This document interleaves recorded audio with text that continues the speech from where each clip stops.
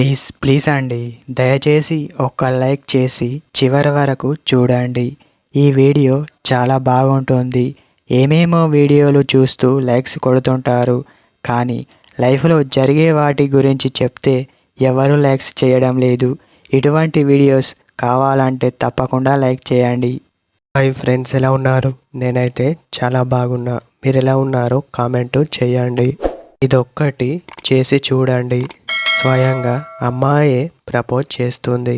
ఎప్పుడైనా ఇద్దరు ప్రేమికులు కలిసి ప్రపోజ్ చేసుకోరు. ఒకరి తర్వాత మరొకరు చెప్పుకుంటూ ఉంటారు. అలా అమ్మాయి చెప్పడమే మీకు కావాలి అని ఆరాటపడుతూ ఉంటారు. అలాంటి అబ్బాయిల కోసం నేనొక సింపుల్ ట్రిక్ చెప్తా, జాగ్రత్తగా వినండి. అమ్మాయిని మీరు పదే పదే చూస్తుంటే తనే ప్రపోజ్ చేస్తాడులే అనుకుంటుంది. తనే మిమ్మల్ని చూసే విధంగా చెయ్యాలి.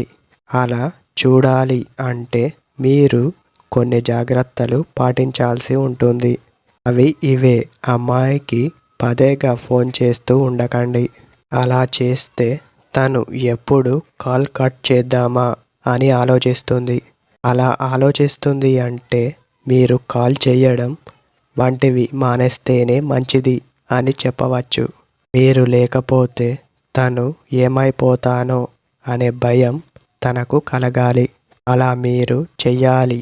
అలా కలిగినప్పుడు మాత్రమే తను మీకు స్వయంగా ప్రపోజ్ చేయడం వంటివి చేస్తుంది అన్న విషయాన్ని గమనించండి.